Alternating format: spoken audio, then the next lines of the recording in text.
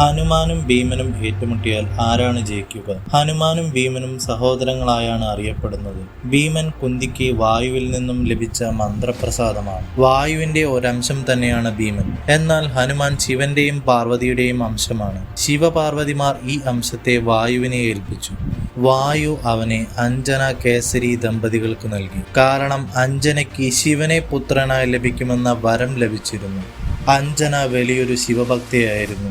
അഞ്ജനയുടെ മനമുരുകിയുള്ള പ്രാർത്ഥനയാലാണ് അവൾക്ക് ഈ വരം ലഭിച്ചത്. വായുദേവൻ ആ ശിവാംശത്തെ വഹിച്ച് അഞ്ജനയ്ക്ക് നൽകിയതിനാൽ ഹനുമാൻ വായുപുത്രനായും അറിയപ്പെടുന്നു. എന്നാൽ ഹനുമാൻ ശിവാംശമാണെന്നും മറ്റു ചിലർ ശിവൻ തന്നെയാണ് ഹനുമാനായി അവതരിച്ചിരിക്കുന്നതെന്നും വിശ്വസിക്കുന്നു. ഭഗവാൻ ഹനുമാനെ 11ാമത്തെ രുദ്രാവതാരമായി കണക്കാക്കുന്നു. ഭഗവാൻ ശിവൻ ഭക്തി എന്താണെന്ന് ഈ ലോകത്തെ ഈ അവതാരത്തിലൂടെ കാണിച്ചു കൊടുത്തു. വളരെ ശക്തിശാലിയായ ആഞ്ജനേയൻ ഒരു പൂച്ചക്കുട്ടിയെ പോലെയാണ് രാമന്റെ കാലടിയിൽ ഇരിക്കുന്നത്. ഇനി വിഷയത്തിലേക്ക് വരാം.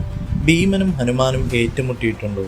മഹാഭാരതകാലത്ത് ഭീമൻ പത്നിയായ പാഞ്ചാലിക്ക് വേണ്ടി കല്യാണ സൗഗന്ധികം അന്വേഷിച്ച് ഇറങ്ങിയപ്പോൾ ഇരുവരും നേർക്കുനേർ കണ്ടിട്ടുണ്ട്. ബലപരീക്ഷണം നടത്തിയിട്ടുമുണ്ട്. തന്റെ ശക്തിയിൽ അല്പം അഹങ്കരിച്ചിരുന്ന ഭീമനെ എളിമയുടെ വില അദ്ദേഹത്തിന്റെ സഹോദരനായ ഹനുമാൻ പഠിപ്പിക്കുന്ന കഥയാണ് കല്യാണ സൗഗന്ധികം. ഒരിക്കൽ പാഞ്ചാലിക്ക് അതിഭംഗിയുള്ളതും സുഗന്ധമുള്ളതുമായ ഒരു പുഷ്പം ലഭിക്കുകയുണ്ടായി. പാഞ്ചാലി ഭീമന്റെ അടുത്തുപോയി എനിക്കിതുപോലുള്ള പുഷ്പം വേണമെന്ന് പറഞ്ഞു. പാഞ്ചാലിയുടെ ഏതാഗ്രഹവും സാധിച്ചു കൊടുക്കുവാൻ ഭീമൻ സദാ സന്നദ്ധനായിരുന്നു. ഭീമൻ ആ പുഷ്പം വന്ന വഴിയെ പൂക്കളുടെ ഉറവിടം അന്വേഷിച്ചു ഇറങ്ങി. പോകുന്ന വഴിയെ ഭീമൻ പല സുഗന്ധമുള്ള പുഷ്പങ്ങളും ദർശിച്ചു. പക്ഷേ അവയൊന്നും കല്യാണ സൗഗന്ധിക പുഷ്പങ്ങളായിരുന്നില്ല. ക്രോധം വന്ന ഭീമസേനൻ പല മരങ്ങളും കാടുകളും നശിപ്പിച്ച് മുന്നേറിക്കൊണ്ടിരുന്നു. അങ്ങനെ പല ഉദ്യാനങ്ങൾ, മലകൾ, പുഴകൾ ഒക്കെ പിന്നിട്ട ശേഷം ഭീമസേനൻ കദളി വന പരിസരത്ത് എത്തി. വാസ്തവത്തിൽ സാധാരണ ഒരാൾക്ക് ഇത്രയും ദൂരം എത്തിച്ചേരുക അസാധ്യമെന്ന് തന്നെ പറയാം. കാരണം യക്ഷഗന്ധർവ ദേവന്മാരുടെ വിഹാര കേന്ദ്രമാണ് അവിടെയെല്ലാം. ഭീമന് ഒറ്റ ചിന്തയേയുള്ളൂ, എങ്ങനെയെങ്കിലും പാഞ്ചാലിക്ക് സൗഗന്ധികം നേടിക്കൊടുക്കണം. ഭംഗിയുള്ള വാഴകൾ കുലച്ചു നിൽക്കുന്ന സ്ഥലമാണ് കദളീവനം. ഇവിടെയാണ് സാക്ഷാൽ ആഞ്ജനേയനായ ഹനുമാൻ വസിക്കുന്നത്. ആകെ ഭൂമി കുലുക്കിയുള്ള ഭീമന്റെ വരവ് ഭഗവാൻ ആഞ്ജനേയൻ മുന്നേ തന്നെ അറിഞ്ഞിരുന്നു. ഭീമനെ പരീക്ഷിച്ച് അവന്റെ അഹങ്കാരം ശമിപ്പിക്കണമെന്ന് അപ്പോളെ ഹനുമാൻ തീരുമാനമെടുത്തു. ഭീമസേനൻ കദളീവനം കണ്ട് അത്ഭുതപ്പെട്ടു. അത്രയ്ക്ക് ഭംഗിയുള്ളതായിരുന്നു അവിടം. ഭീമന് പഴങ്ങൾ ഭക്ഷിക്കണമെന്നുണ്ടായിരുന്നു. പക്ഷേ അതൊന്നും ചെയ്യാതെ ഭീമസേനൻ വേഗം പുഷ്പം തിരയാനുള്ള ധൃതിയിൽ പെട്ടെന്ന് നടക്കാൻ തുടങ്ങി. പെട്ടെന്നാണ് യാത്രാമധ്യേ ഒരു കുരങ്ങൻ കിടക്കുന്നത് ഭീമസേനൻ കണ്ടത്. ഒരു വൃദ്ധനായ കുരങ്ങൻ. ഭീമന് കുരങ്ങനെ തീരെ ഇഷ്ടമായില്ല. പോരാത്തേന് ഭീമസേനന്റെ വഴി തടസ്സമാക്കി കിടക്കുന്നു. അപ്പോ തന്നെ ആ കുരങ്ങനെ വധിച്ചാലോ എന്ന് ആലോചിച്ചു. പിന്നെ വിചാരിച്ചു, വേണ്ട, ഈ കുരങ്ങൻ തന്റെ ജ്യേഷ്ഠൻ ഹനുമാന്റെ വംശം തന്നെയല്ലേ. എന്നിട്ട് ഭീമൻ പറഞ്ഞു, ഹേ കുരങ്ങ, മര്യാദയ്ക്ക് എന്റെ വഴിയിൽ നിന്നും മാറിക്കിടും, എനിക്കല്പം ധൃതിയുണ്ട്. അപ്പോൾ വാനരൻ പറഞ്ഞു, അതെയോ, എങ്കിൽ അങ്ങ് ദയവായി എന്റെ വാലെടുത്തു മാറ്റി അതിലൂടെ പോയിക്കൊള്ളുക. ഞാൻ ആകെ അവശനാണ്, വൃദ്ധനുമാണ്. ഭീമൻ തന്റെ കഥ കൊണ്ട് വാൽ മാറ്റുവാൻ ശ്രമിച്ചു. സാധിക്കുന്നില്ല. പിന്നീട് തന്റെ ഇരു കരങ്ങൾ കൊണ്ടും അദ്ദേഹം വാൽ മാറ്റാൻ നോക്കി. ഭീമൻ ആകെ വിയർത്തു കുളിച്ചു. ശക്തി കൊണ്ട് ആരെയും തോൽപ്പിക്കുന്ന ഭീമന് ആ വാൽ അനക്കാൻ പോലുമായില്ല. ഇവൻ നിസാരനല്ലെന്ന് ഭീമന് മനസ്സിലായി. ഭീമൻ പറഞ്ഞു, വാനര ശ്രേഷ്ഠ, നമ്മോട് ക്ഷമിച്ചാലും അങ്ങ് ആരാണ് ദയവായി വെളിപ്പെടുത്തിയാലും. ഭീമന്റെ അപേക്ഷ സ്വീകരിച്ച വാനരൻ യഥാർത്ഥ രൂപം കൈക്കൊണ്ടു. ഹനുമാൻ സ്വരൂപത്തിൽ പ്രത്യക്ഷനായപ്പോൾ ഭീമൻ കൈകൂപ്പി നിന്നു. ഭീമന്റെ ഹൃദയം സന്തോഷം കൊണ്ട് നിറഞ്ഞു. ഭക്തിപൂർവ്വം അദ്ദേഹം ഹനുമാനെ വീണ്ടും നമസ്കരിച്ചു. അതിനുശേഷം ഭീമന്റെ ആഗ്രഹപ്രകാരം ഹനുമാൻ തന്റെ ശരീരം വലുതാക്കി വിശ്വരൂപം ഭീമന് കാട്ടിക്കൊടുത്തു. ഭീമനെ അനുഗ്രഹിച്ച ശേഷം ഹനുമാൻ പറഞ്ഞു, ഭീമ, ഒരിക്കലും സ്വന്തം ബലത്തിൽ നീ അഹങ്കരിക്കരുത്. എളിമയോടെ നീ പെരുമാറണം. ഭീമൻ ഒരു മാടപ്രാവിനെ പോലെ ജ്യേഷ്ഠനോട് മാപ്പ് പറഞ്ഞ് അങ്ങനെയാവട്ടെ എന്നും പറഞ്ഞു. അതിനുശേഷം ഹനുമാൻ കല്യാണ സൗഗന്ധികം എവിടെയാണെന്നും അത് പ്രാപ്തമാക്കാനുള്ള മാർഗവും ഭീമസേനന് ഉപദേശിച്ചു കൊടുത്തു. ശേഷം ഹനുമാൻ തുടർന്നു, നീ അന്വേഷിച്ചു വന്ന സൗഗന്ധികങ്ങൾ കുബേരന്റെ വസതിയായ അളകാപുരിയിലെ ഉദ്യാനത്തിൽ ഉള്ളത്. അതിനെ എങ്ങനെയാണ് കരസ്ഥമാക്കേണ്ടതെന്നും ഹനുമാൻ ഭീമന് ഉപദേശിച്ചു കൊടുത്തു. അങ്ങനെ ജ്യേഷ്ഠനായ ഹനുമാനെ ഒന്നുകൂടെ വണങ്ങി ഭീമൻ അളകാപുരിയിലെ ഉദ്യാനത്തിലേക്ക് യാത്രയായി. ഉദ്യാനത്തിലെത്തിയ ഭീമസേനന് പല വിധത്തിലുള്ള പുഷ്പങ്ങൾ കാണുവാനായി, പല നിറത്തിലും സുഗന്ധത്തിലും ഉള്ളവ. അവിടെ ഒരു പൊയ്കയിൽ സൗഗന്ധിക പുഷ്പം ഭീമസേനൻ ദർശിച്ചു. പക്ഷേ പൊയ്കയ്ക്ക് ചുറ്റും ഗന്ധർവന്മാർ കാവലുമുണ്ട്. ഗന്ധർവന്മാർ അദ്ദേഹത്തെ പൊയ്കയിൽ ഇറങ്ങുവാൻ സമ്മതിച്ചില്ല എന്ന് മാത്രമല്ല, അവർ ഇപ്രകാരമാണ് പറഞ്ഞത്: ഹേ മനുഷ്യ, നിനക്കിവിടെ നിൽക്കുവാൻ പോലും അർഹതയില്ല. ഇത് കുബേരന്റെ വസതിയാണ്. ഇവിടെ അദ്ദേഹത്തിനും ഞങ്ങളെപ്പോലുള്ള യക്ഷഗന്ധർവ കിന്നരന്മാർക്കും മാത്രമേ പ്രവേശനമുള്ളൂ. ഇവിടെ മനുഷ്യർക്ക് പ്രവേശനമില്ല. ഭീമൻ പല വിധത്തിൽ പറഞ്ഞു നോക്കി, രക്ഷയില്ല. അവസാനം തന്റെ ഗദ ചുഴറ്റി പൊയ്കയിലേക്ക് ഇറങ്ങി. എതിർക്കാൻ വന്ന യക്ഷഗന്ധർവന്മാരെ പലരെയും ഭീമൻ കൊന്നൊടുക്കി. പലർക്കും പരിക്കേൽക്കുകയും ചെയ്തു.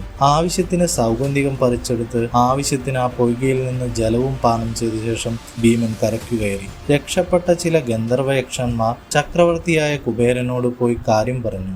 ഭീമനെ തടയണ്ട എന്ന് കുബേരനും പറഞ്ഞു. യക്ഷന്മാർ ആകെ ശങ്കിച്ചുപോയി. കുബേരൻ ഇങ്ങനെ പറയുവാൻ കാരണം അഗസ്ത്യരുടെ ശാപമാണെന്നും ഒരു കഥ ഉണ്ട്. ഭീമനെ കാണാതെ യുധിഷ്ഠിരനും സംഘവും അന്വേഷിച്ചു വന്നു. എന്നാൽ പെട്ടെന്ന് ഒരു അശരീരി വന്നു. ഇത്രയും വന്നത് തന്നെ അത്ഭുതം. വേഗം നിങ്ങൾ മടങ്ങൂ എന്നായിരുന്നു അത്. ഭീമസേനൻ വന്ന കാര്യം നടന്നു. പിന്നെന്തിനാണ് ഇവിടെ പിന്നെയും നിൽക്കുന്നത്? അവർ സൗഗന്ധിക പുഷ്പങ്ങളുമായി യാത്ര തിരിച്ചു. സൗഗന്ധിക പുഷ്പം ലഭിച്ചതിൽ പാഞ്ചാലി അത്യധികം സന്തോഷവതിയായിരുന്നു. സത്യത്തിൽ ഒരർത്ഥത്തിൽ പാഞ്ചാലിയെ ഭീമൻ അത്യധികം സ്നേഹിക്കുന്നുണ്ട്. പാഞ്ചാലിക്ക് വേണ്ടി ദുശാസനന്റെ മാറുപിളർന്ന് ചോര കുടിച്ചു. പലരെയും കൊന്നൊടുക്കി. പത്നിയെ സംരക്ഷിക്കുക എന്നത് പുരുഷന്റെ ധർമ്മമാണ്. അക്കാര്യത്തിൽ ഭീമൻ അതുല്യനായിരുന്നു. ഭീമൻ വളരെ ശക്തിശാലിയായി മഹാഭാരതത്തിൽ അറിയപ്പെടുന്നു. അദ്ദേഹത്തിന്റെ ഒരു പ്രഹരം കൊണ്ട് തന്നെ ഭൂമി പിളർക്കുവാൻ അദ്ദേഹത്തിന് സാധിക്കുമായിരുന്നു. വാസുകിയിൽ നിന്നും ലഭിച്ച വരദാനത്താൽ ഭീമന് വലിയ ഭുജബലമുണ്ടായിരുന്നു. ഈ ഭീമൻ തന്നെയാണ് ജരാസന്ധനെ രണ്ടായി വലിച്ചു കീറി കൊന്നതും.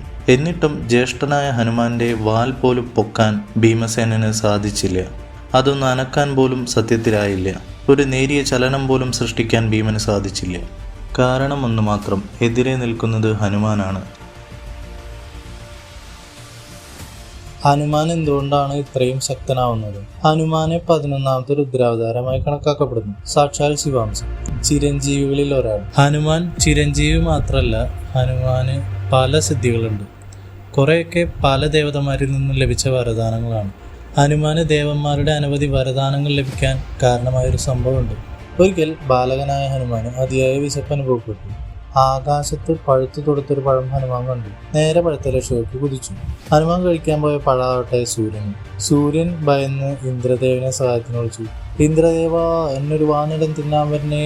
ഇന്ദ്രൻ ഹനുമാന് നേരെ വജ്രായുധം ചുഴക്കിയിരുന്നു. ഹനുമാൻ ബോധരഹിതനായി വീണു. ഹനുമാനെ മകനെ പോലെ കരുതിയിരുന്ന വായു ഹനുമാനെയും കയ്യിലാക്കി ഓടി ഒളിച്ചു. ഭൂമി നിന്നുപോയി. ജീവജാലങ്ങൾ ശ്വാസം കിട്ടാതെ വലഞ്ഞു. ലാസ്റ്റ് വേറൊന്നും ഉണ്ടായില്ല. എല്ലാ ദേവന്മാരും വായുവിനോട് മാപ്പ് പറഞ്ഞു. ഇതിലേറ്റവും വലിയൊരു പ്രശ്നം എന്താണെന്ന് വെച്ച് കഴിഞ്ഞാൽ, ഇന്ദ്രൻ ഉപദ്രവിച്ചിരിക്കുന്നത് സാക്ഷാൽ ശിവാംശത്തെയാണ്. ശിവകോപം ജ്വലിക്കാൻ വേറൊന്നും വേണ്ട. അവസാനം വിഷ്ണു, ബ്രഹ്മ തുടങ്ങിയ എല്ലാ ഇത്യാദി ദേവന്മാരും കൂടി ഒരു തീരുമാനമെടുത്തു: ഞങ്ങളെല്ലാവരും ഹനുമാന് വരങ്ങൾ നൽകി അനുഗ്രഹിക്കും. ഈ വരങ്ങൾ കൂടിയാകുമ്പോൾ ഹനുമാൻ അതിശക്തനായി മാറുകയാണ്. വിശ്വകർമാവ് എങ്ങനെയാണ് അനുഗ്രഹിച്ചതെന്ന് വെച്ച് കഴിഞ്ഞാൽ, എന്നാൽ നിർമ്മിതമായ ഒന്നിനാലും നിനക്കൊരു ഹാനിയും വരികയില്ല എന്ന് പറഞ്ഞിട്ടാണ്. വായുദേവന്റെ അനുഗ്രഹത്താൽ ഹനുമാന് വായുവേഗത്തിൽ സഞ്ചരിക്കുവാൻ സാധിക്കും. അഗ്നിദേവന്റെ വരദാനത്താൽ അഗ്നി കൊണ്ട് ഒരു ഹാനിയും ഹനുമാന് വരികയില്ല. വരുണദേവന്റെ വരദാനത്താൽ ജലം കൊണ്ടുള്ള ഒരു ഹാനിയും ഹനുമാന് വരികയില്ല. ബ്രഹ്മദേവന്റെ വരദാനത്താൽ ഒരു അസ്ത്രശസ്ത്രങ്ങൾക്കും ഹനുമാനെ തൊടാൻ പോലും ആവുകയില്ല.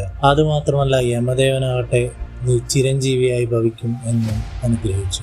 ഇന്ദ്രദേവനാകട്ടെ, നിന്റെ ശരീരം വജ്രതുല്യമായി തീരട്ടെ, ഇനി എന്റെ വജ്രായുധത്തിനും നിന്നെ തൊടാൻ പോലും ആവുകയില്ല എന്നും അനുഗ്രഹിച്ചു. അങ്ങനെ അനവധി വരദാനങ്ങൾ.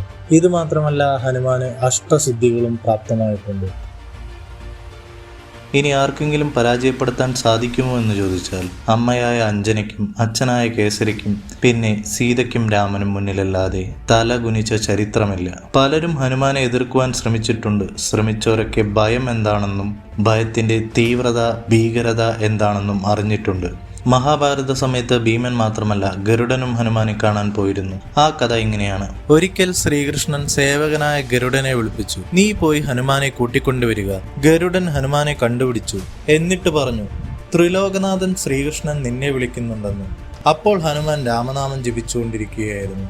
ഗരുഡൻ എത്ര പറഞ്ഞിട്ടും ഹനുമാൻ ഒരു മറുപടിയും നൽകിയില്ല.